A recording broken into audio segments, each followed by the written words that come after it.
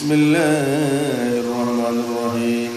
هل أتاك حديث الغاشية وجوه يومئذ خاشعة عاملة ناصبة تصلى نارا حامية تسقى من عين آنية ليس لهم طعام إلا من ضريع لا يسمن ولا يغني من جوع وجوه يومئذ ناعمة لسعيها راضية في جنة عالية لا تسمع فيها لاغية فيها عين جارية فيها سرر مرفوع وأكواب موضوع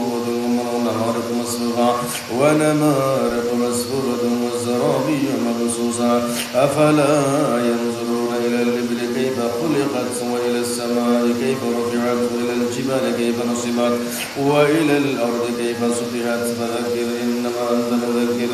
لست عليهم بمسيطر إلا من تولى وكفر فيعذبه الله العذاب الأكبر إن إلينا إيابهم ثم إن علينا حسابهم بسم الله الرحمن الرحيم والفجر وليال عشر والشفع والوتر والليل إذا يسر هل في ذلك قسم لذي حجر ألم تر كيف فعل ربك بعاد إرم ذات العماد التي لم يخلق مثلها في البلاد وثمود الذين جابوا الصخر بالواد وفرعون ذي الأوتاد الذين طغوا في البلاد فأكثروا فيها الفساد فصب عليهم ربك سوط عذاب إن ربك لبالمرصاد فأما الإنسان إذا ما ابتلاه ربه فأكرمه ونعمه فيقول ربي أكرمن وأما إذا ما ابتلاه فقدر عليه رزقه فيقول ربي أهانن كلا بل لا تكرمون اليتيم ولا تحاضون على طعام المسكين وتأكلون التراث أكلا لما وتحبون المال حبا جما كلا إذا دكت الأرض دكا دكا وجاء ربك والملك صفا صفا وجيء يومئذ بجهنم يومئذ يتذكر الإنسان وأنى له الذكرى يقول يا ليتني قدمت لحياتي فيومئذ لا يعذب عذابه أحد ولا يوثق وثاقه أحد يا أيتها النفس المطمئنة ترجعي إلى ربك راضية مرضية فادخلي في عبادي وادخلي جنتي بسم الله الرحمن الرحيم لا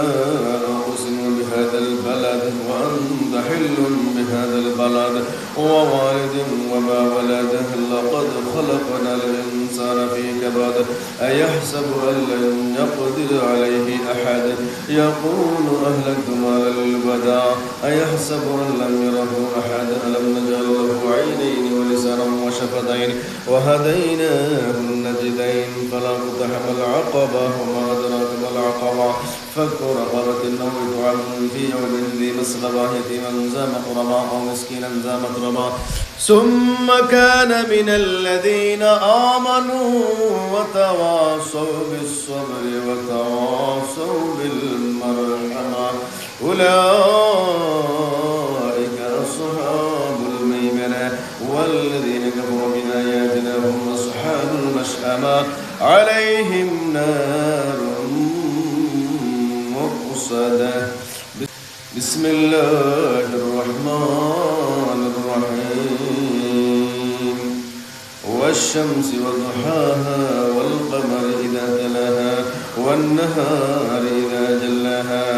والليل إذا يغشاها والسماء وما بناها والأرض وما طحاها ونفس وما سواها فألهمها فجورها وتقواها قد أفلح من زكاها